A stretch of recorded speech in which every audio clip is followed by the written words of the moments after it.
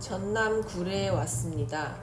귀촌 후 정착하며 살다 보니 만약 재귀촌을 하거나 누군가 귀촌할 지역을 정하고 있다면 아쉬움보다는 만족감이 들게끔 지역을 정하면서 걸러야 할 점들을 얘기해 보려고 합니다.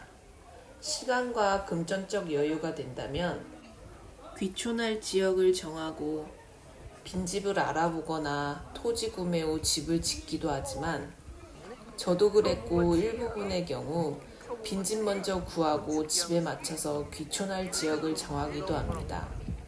그저 단순히 자연이 좋고 마음이 가서 덜컥 귀촌한다면 텃세나 예기치 않은 일로 낭패를 보거나 후회할 일들이 생기더라고요. 자연을 즐기러 정착하는 것이면 상관없지만 저처럼 일하고 살러 가야 하는 것이라면 생각해야 할 것들이 많아집니다. 그렇다면 첫 번째, 어떤 곳을 가야 할까? 귀촌을 하게 되면 일자리에서부터 생활정보, 지원사업 등 알아야 할 것들이 많습니다.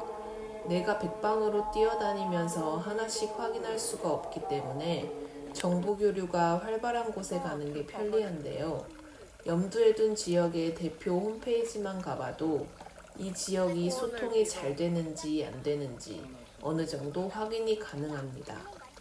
각 카테고리에 게시물이 꾸준히 올라오는지, 어떤 일자리들이 있는지, 귀농귀촌 정책에는 무엇이 있는지 넉넉히 여유를 두고 살펴보시기 바랍니다.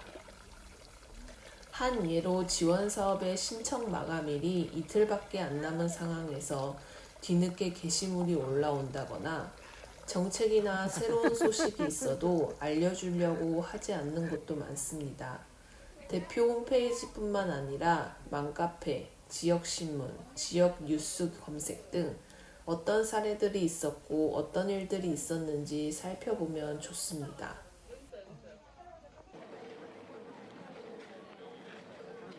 귀농귀촌인들이 제일 걱정하는 것 중 하나가 바로 텃세인데요. 정말 직접 맞부딪히며 살아보지 않고서야 텃세가 있는지 없는지 알 수 없어 더 답답한데 위험 요소를 줄이는 것 중 하나가 발전 기금이 없는 곳으로 가는 것입니다. 어느 면 소재지의 경우 귀촌인이 많아지면서 마을에 없던 발전 기금을 귀촌인들에게만 걷는 경우도 있으며 특히 집성촌의 경우 꼭 친척이 아니더라도 마을을 주도하는 무리가 존재한다면 발전 기금이나 다양한 연유로 억울한 일이 생기기 쉽습니다.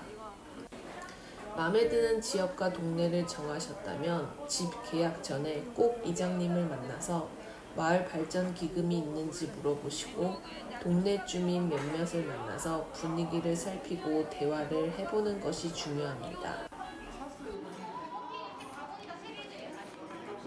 오일장이나 상설시장을 둘러보시고 분위기가 좋거나 활성화되어 있는 곳을 선택하는 것도 좋은 방법입니다. 지역이 살기 좋은 곳이라면 상인들도 활기를 띠고 오가는 사람들도 분명 많을 것입니다. 시장 상권이 침체돼 있다면 소비가 안 되고 있다는 뜻이고 지자체도 뾰족한 수가 없어 대책 없이 손을 놓고 있는 지역일 가능성이 큽니다. 시장이 활발해야 지역 경제도 살고 관광객도 늘어나고 살고 있는 주민들도 애용합니다.